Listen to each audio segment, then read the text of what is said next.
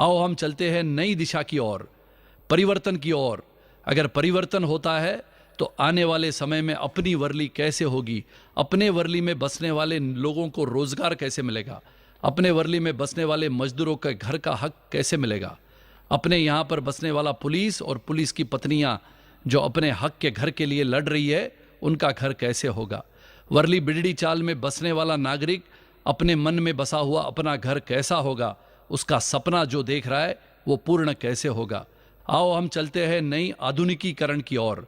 आने वाले समय में 2014 में परिवर्तन करते हुए इस वर्ली को नए सिरे से बनाने का एक नया सपना हम लेते हुए आपके सामने आते हैं। आओ हम सब मिलकर चलते हैं परिवर्तन की ओर, एक नई दिशा और नई राह पर। आओ हम सब मिलकर ऐसे वर्ली का निर्माण करें जो न बल्कि सिर्फ मुंबई में बल्कि पूरे हिंदुस्तान में एक नया उदाहरण हो। इन मीलों की जमीनों पर ऊंचे इमारतों का निर्माण जो हुआ है, कॉरपोरेट कंपनियों के जो ऑफिस बने हैं, उन्हीं में रोजगार के प्रश्न छुड़ाने की बात हमने करनी है। यहाँ पर बसने वाले मजदूरों के घर की बात भी हमने करनी है। यहाँ पर बसे हुए पुराने मैदानों को नए सिरे से बनाया जा सकता है। वर्ली बिजड़ी चाल का जब पुनर्निर्माण की बात आती है तो आपके सामने दिखने वाले चित्र वैसे ही यहाँ पर बनाने की परिस्थितियाँ ला सकते हैं। यहाँ पर डॉक्टर बाबा साहेब अम्बेडकर के नाम से अद्ययावत ऐसे लाइब्रेरी का निर्माण किया जा सकता है जिसके तहत छोटे छोटे बच्चों से लेके बड़े बुजुर्ग तक इस लाइब्रेरी के माध्यम से अच्छी शिक्षा एवं वाचन का लाभ ले सकते हैं। पुलिस कर्मचारी और उनके घर का मुद्दा जो गरमाया गया है, उन पुलिस पत्नियों के माध्यम से जो लड़ाई चल रही है, उस पुलिस कर्मचारी के नाम पे भी उसका घर किया जा सकता है।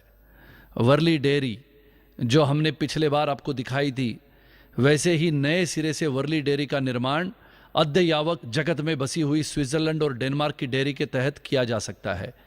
यहाँ पर बसने वाले डेयरी के मजदूर के साथ नए मजदूर को जोड़ते हुए, पुराने मजदूर को साथ लेते हुए, अद्ययावत सामग्री लाते हुए इस वर्ली डेयरी का पुनर्निर्माण इन परिस्थितियों को देखते हुए किया जा सकता है।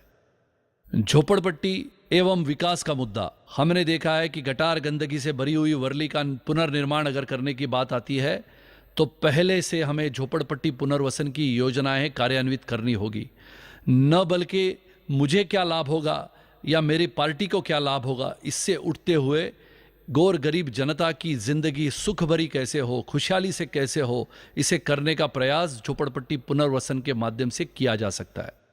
पुराना धोबी घाट जो कहलाया जाता है कि धोबियों की परिस्थितियों को पुनर्निर्माण के माध्यम से, परिवर्तन के माध्यम से एक ऐसा धोबी घाट बनाया जाए जहां पर आने वाला हर धोबी समाज के हर धोबी को ये लगे कि यहाँ पर मैं आने के पश्चात मुझे लगता है कि मैंने और मेहनत करनी चाहिए, क्योंकि ऐसा धोबी घाट का निर्माण जो पूरे विश्व के लोग यहाँ पर आके हुए देख सकते हैं। हॉस्पिटलों की परिस्थिति जो आज आपने सभी ने देखी, उसी हॉस्पिटल को नए सिरे से बनाने का जो सपना सभी के मन में है, उसे बनाया जा सकता है। 24 घंटे अस्पताल की सुविधा जनता को उपलब्ध कराई जा सकती है। सबसे महत्वपूर्ण एवं अहम मुद्दा माना जाता है प्राथमिक माध्यमिक शाला तथा कॉलेजों का आधुनिकीकरण करने वाला कॉलेज का निर्माण इसी वर्ली में किया जा सकता है। मच्छी मार्केट तथा वर्ली कोलीवाड़ा की स्थिति में सुधार लाने के प्रयास किए जा सकते हैं। आर्थर रोड जेल हटाने की जो मांग है और उसके तहत झोपड़पट्टी के विकास को मिली हुई स्थगिति हटाने की भी जो मांग है, उसे पूरे करने के प्रयास भी भारतीय जनता पार्टी कर सकती है। आपके सामने इन मुद्दों को चलाते हुए और दोहराते हुए आप सभी ने देखा है। मुझे लगता है आने वाले वर्ष 2014 के विधानसभा के चुनाव में इन परिस्थितियों को बदलने के लिए आपके पास एक मौका आने वाला है और इस मौके का लाभ उठाते हुए आपको एक सही प्रतिनिधि को चुनना है। आपको ऐसे प्रतिनिधि को चुनना है जो वास्तविकता में आपके साथ कंधे से कंधा मिलाते हुए चले। ऐसे प्रतिनिधि को आपको चुनना है जो आपके परेशानियों को समझ सके। आपको ऐसा प्रतिनिधि चुनना है जो आपको घर के सपने को वास्तविकता में पूरा करने के लिए आपके साथ खड़े हो। मुझे लगता है कि ऐसे सब स्थितियों को बदलने के लिए आपको परिवर्तन करना होगा। परिवर्तन ये एक ऐसा निर्णय होगा जो 15 वर्षों के पश्चात आपको एक नई दिशा और एक नई राह पर लेके जाने के लिए, परिवर्तन के माध्यम से भारतीय जनता पार्टी को जिताने के लिए आप सभी को इकट्ठा होना पड़ेगा। आओ हम सब मिलके एक सपना देखते हैं, आओ हम सब मिलके इस सपने को वास्तविकता में लाते हैं और आने वाले समय में परिवर्तन की लहर अपने गांव से जो शुरू हुई है, जो शहर में आने वाली है, अपने गलियारों में उसको लेते हुए हम इस परिवर्तन के साथ ऐसे विशाल वर्ली का निर्माण करें जो पूरे हिंदुस्तान में एक ऐसा गौरवशाली वर्ली का निर्माण हो जिसके आप सभी साथी हो।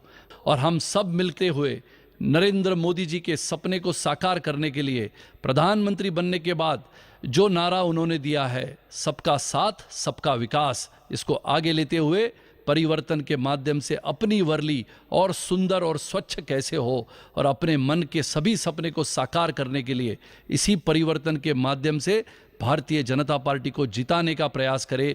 आइए भाई और बहनों, हम सब मिलके एक निश्चय करते हैं कि भारतीय जनता पार्टी को आने वाले इस चुनाव में निश्चित रूप से विजयी करें। धन्यवाद। जय हिंद, जय महाराष्ट्र।